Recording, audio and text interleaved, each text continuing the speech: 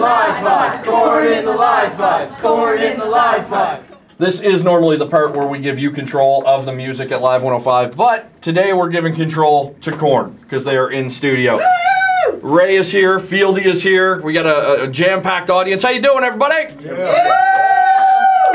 There we go. The crowd was mild. Well, we saw Korn.com. There's lots of great information on there. I was just on there, had pictures of some early work you guys. It looks like you started the process of the next album already. And you're still out kind of touring this album. What's it like to kind of be in those two worlds? Because promotion and you know, creating are two different worlds. I think we're always writing stuff, you know. There's always stuff. Every time they all have their side projects, you know. I write stuff at home, and John's like, he's so, you know, jazzed about it. Come on, check out this new tune I just wrote on his bus, and it's like 3 a.m. and he's, you know, he's always writing stuff. So there's always creativity going on, and whether we start, I don't know when we start the next record, but we're just kind of chipping away. Yeah, it's getting ideas.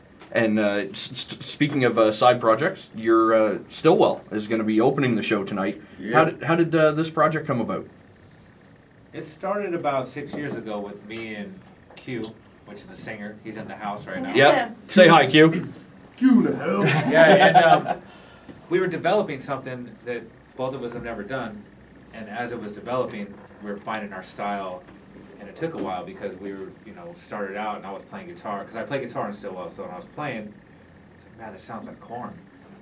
It was good, you know, because the riffs are banging, but I was like, I don't want to put out a Korn record and call it Stillwell, you know, so it's like, it had to develop, and then Q coming from a hip-hop background, you know, the first beginning stuff we did was like, it was hip-hop with like heavy guitars, and we're like, I already do heavy guitars, he already does hip-hop.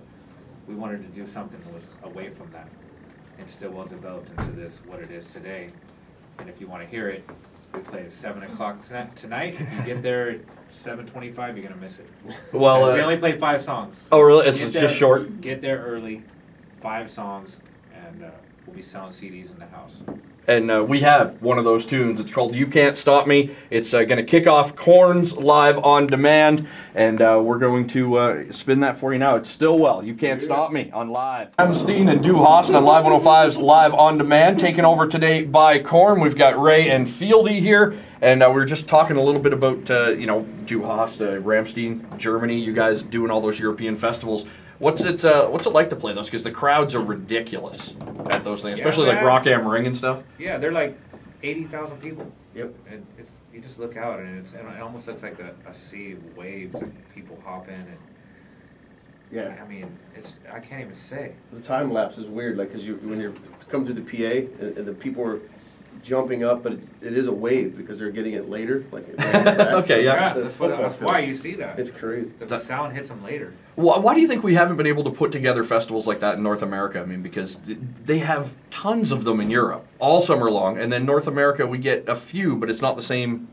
You know what I mean? It doesn't have that same attraction. It's weird. Like they're intense. Like a week before we even, you know, bands even come, they're in it. I mean, there's no joke. It's like they wait days and days, and then just to be, you know, in the front, it's weird. It's starting to pick up, but there's a few around now in the United States, and I don't know about Canada, but I can't wait for it to pick up where there's more, because then pretty soon you're just doing the world of just festivals instead of doing a bunch of random shows, get more people together. It's a better time. Would you rather do that, just festivals, than like your own tour, as it were?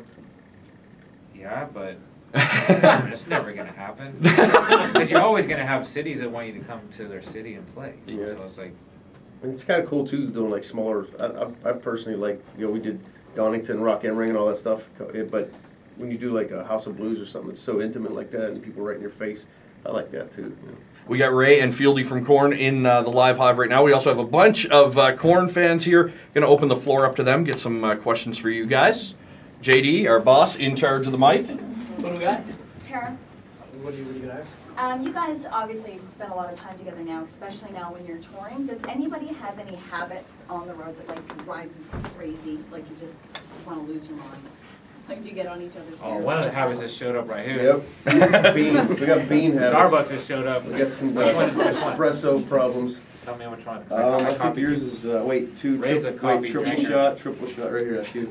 You know what? Sorry, we have important business over here. I'm so distracted, man. Starbucks just showed up. Why you Did gotta give me the one all messy? See, that's a habit. Ray always. you get? Oh, Did you get caramel macchiato? Man, really?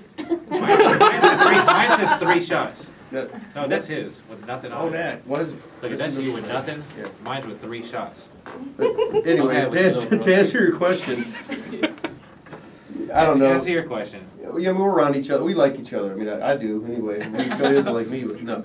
But like, you know, he got his band out now still well too, which is cool. And like they write, they play, and you know, we're always doing stuff, you know. And I tinker around on the drums. I mess with my kid, and I don't know. There's nothing like really drives you nuts. The travel gets to you after a while. Like you when you're dealing with 11-hour time changes, and you don't know whether it's day or night out, and you get irritable, of course. You know, the playtime is on stage. All the rest is work. You know. Cool. You want to grab another one for me there, boss? Yeah, Victoria? Vanessa. Vanessa, sorry. Oh my God. Grabbing one listener at a time. Yeah. How does it feel as an artist to hear you've inspired a fan to pick up an instrument and learn to play because of you? Man. What? He was talking to me about the coffee right when you said that. Shiny penny, shiny You go a little bit too much cinnamon. I Wait, said, it's how does it feel as an artist to hear you've inspired a fan to pick up an instrument and learn to play because of you? Mine doesn't have whipped cream. Really upset about this. Way to go, Neil. Way to go, Neil. You're the one that wrote the directions, dude. Our evening guy. mine has whipped Fire Neil. Oh, I don't got whipped cream either. He's new, Ray. We can't do that. All right, look. Yep. No, it's go ahead, man. Oh. Yeah, you've inspired so many. You're the one out here giving little drum clinics and I doing all love this. it. I love teaching. I do. He gets involved. Like, he does drum clinics. We're out on tour, and I walk in the dressing room and Ray's in the dressing room teaching the drummer in this moment, the little thing on the snare drum. Yeah. He's that guy. It's cool because we're still fans. I'm still a fan. You know, when I'm at home, I go. Well, I got a little 6-week-old now. I won't be going to as many concerts, but I used to go to like 4 shows a week. I love it. Like, so I know what it's like. People inspire me, and it's quite cool to be in a band this level and touching other people's lives with our music and what we do, what we bring. So when people come up to me, there's no better reward than saying like, "Wow, like you really got me through some rough times," or "You really, inspired me to do this," or to pick up an instrument, or just life in general. So it's always awesome to hear that, You don't even drink your coffee yet. I'm waiting for whipped cream. We're gonna let you guys get into the coffee. You guys wanted to hear the Deftones, something from the new album. We have Diamond Eyes, and you were saying you don't understand anything he sings, Fieldy. Is that what you said, Ray? You said something about that.